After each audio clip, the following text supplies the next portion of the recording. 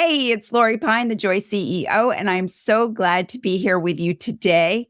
Can I ask you something?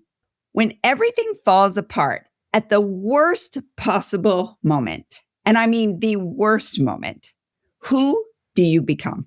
If you're new here, welcome. I'm so glad you have found your way to me. This is a podcast for ambitious women who want to lead and live with joy.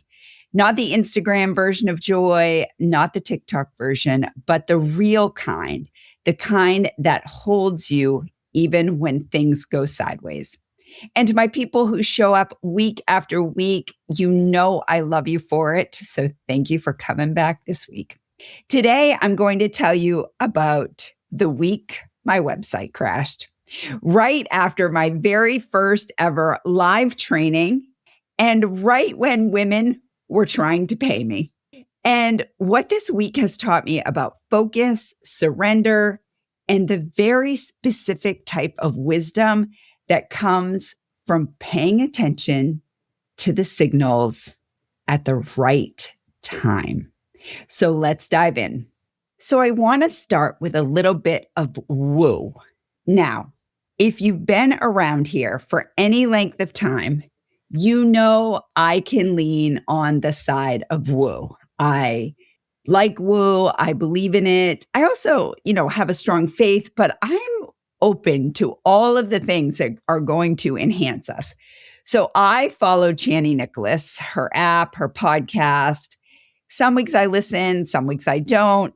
But last week, I happened to have listened. And she described what was coming for last week as a planetary pileup, one that we had never seen in our lifetime. And it was going to be a hot mess, energetically speaking. She forewarned us that by midweek, communication was going to fall apart and, quite frankly, be disastrous.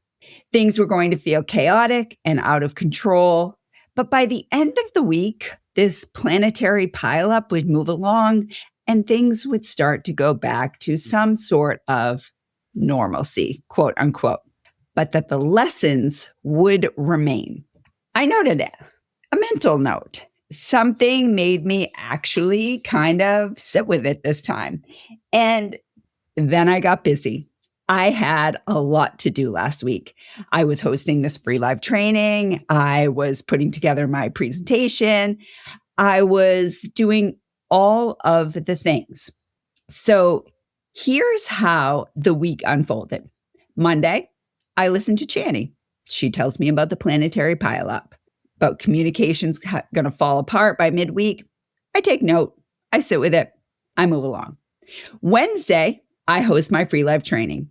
40 women had registered, 17 show up live and in person. I get to see their beautiful faces.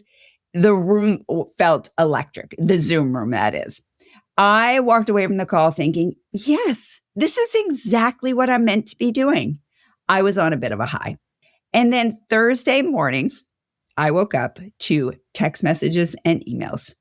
Nobody could get onto my website. It had some sort of message like GoDaddy had parked my website and that there was some luxury travel message in place now. And now, because nobody could get onto my website, nobody could buy next week's masterclass, which I was selling. The momentum I had built, gone. The energy from the night before, the women who were ready to say yes, all of that, poof, in a blink, vanished. And somewhere in the back of my mind, I could hear Chani's voice. I had been warned. But here's the thing about Thursday. While all of this is unfolding, the texts, the emails, the waiting, I had something else to do. I have a consulting client. I actually have a couple of consulting clients that I work with. And when I'm hired on a consulting job, I am in my client's business. I am there to give more value than they pay me for. I'm there to be, quote unquote, an expert for the area in which I've been hired. And So on this particular day, there was some irony because this client is actually a food manufacturer and they were meeting me at a supermarket and we were going to walk the store just like I had done for 25 years in my corporate career. And we were going to be looking at brands and innovation and the placement and exactly what I had done as a vice president. And it was really natural. I mean, it had been 5 years since I had last walked a supermarket in that sort of capacity, but it was so familiar to me. We talked about how brands can bridge their current positioning and go into an entirely new market and broaden that market and that consumer appeal. We can talk about how brands become more consumer driven, how some brands use packaging as a way to do that. Some use their name, how some use the promises of the brand. We walked through different categories. We walked through different aisles. And, you know, I was in it, like completely in it. And I walked out of those stores and that experiencing thinking, dang, I've still got it. Like I haven't lost my edge. And all the while, my website is still down. And I still had every bit of what I built in this business reflective of my 25-year career. That was all cumulative. By the afternoon, I was in problem solving mode, but a different kind than I might have been a few years ago. I had reached out to the IT expert who had made the changes on my site on Wednesday. I was having an unrelated email issue and he wasn't available. So I called the woman who had built my website and together we got on with GoDaddy, made some changes, crossed our fingers, hoped it would work. And then we had to wait. Now, I don't know about you, but patience is not my greatest virtue, but there was nothing else I could do. The DNS reset, their tech lingo, was going to take an overnight to reset. And so I'm not really that patient. I'm type A, overachiever. I'm building all these things. I'm making things happen. And what else could I do? I went for a walk with the dogs, 4 miles around the lake. And then I came home and I started to prepare my presentation for the next week because putting together this masterclass really mattered to me. The work I am delivering matters. And because I have a discipline around 2 priorities, movement and speaking, I was able to really show up when the chaos arrived and fall into those 2 priorities. I didn't have to go looking for like shiny new objects to occupy me and make me feel better. I was able to go back to my 2 things, movement, speaking, because those are the things that are moving the needle. They are moving the needle for me and I can see the progress. So I know what they're doing for me. And they were steady when everything else was falling apart. So Friday morning comes, I wake up, I check the site. The DNS reset had failed. The website is still down. And I want to be honest with you, in that moment, I was ready to cry. Like, I really didn't know what to do. So I get back on with the woman who built the website and I talk it through with her. And the only thing I know to do is get the IT expert back so that he can undo everything he did, even if it meant my email was still compromised.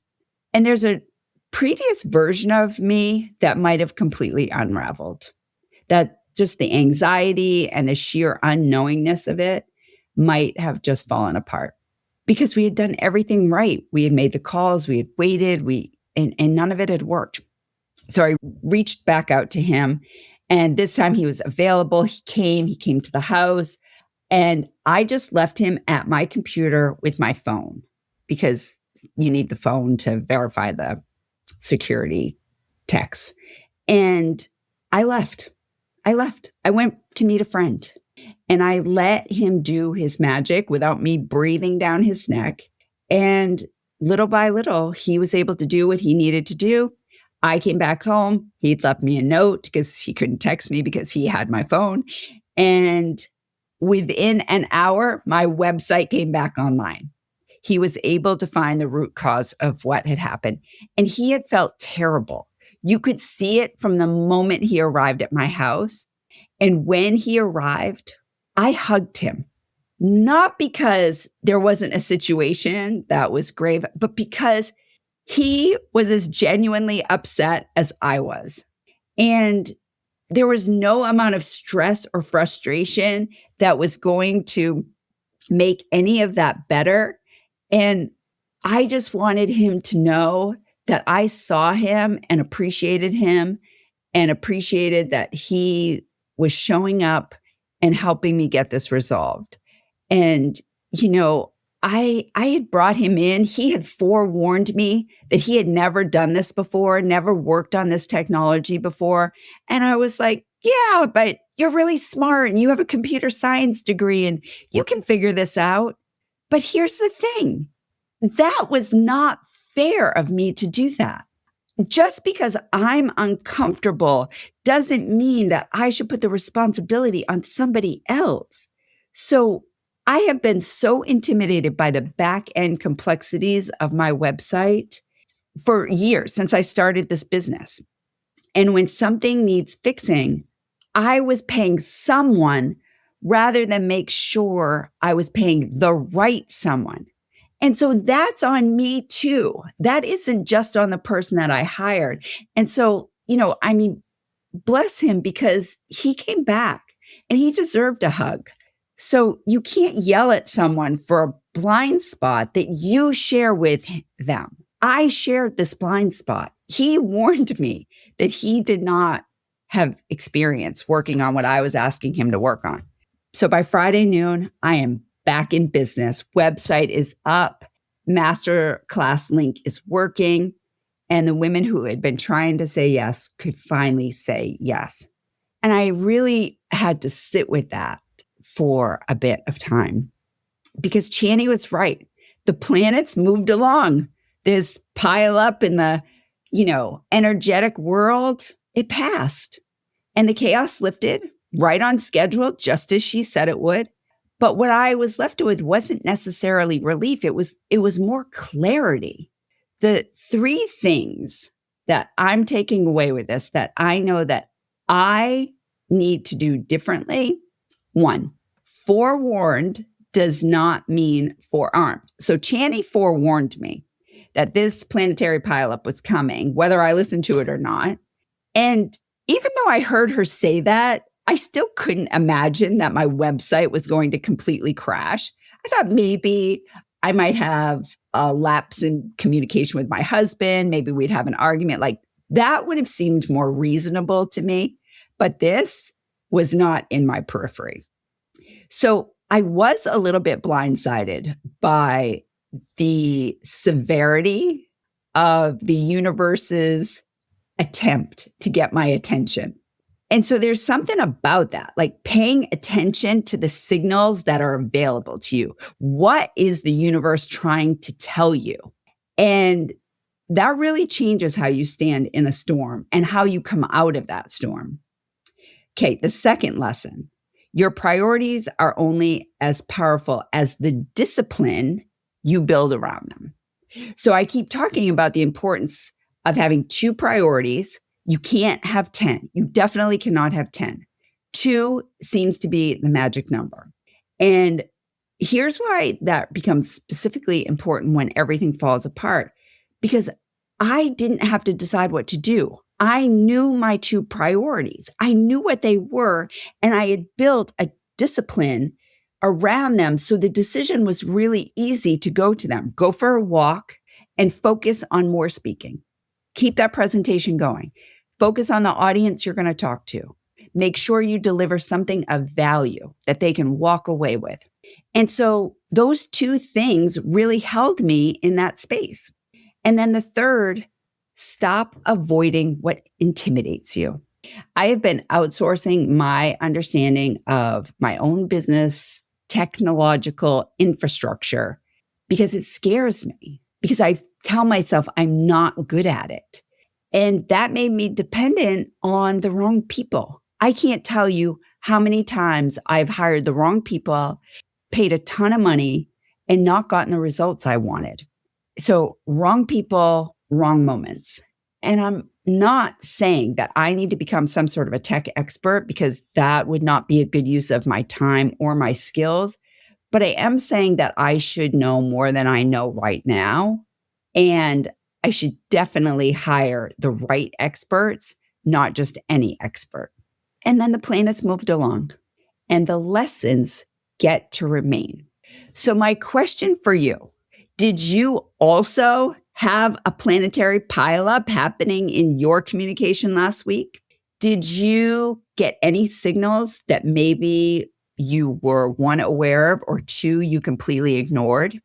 Are there any lessons that you need to learn about things that maybe you're trying to avoid and the universe is just screaming, hey, it's time, in big neon lights? If so, I'm really glad to be doing it with you.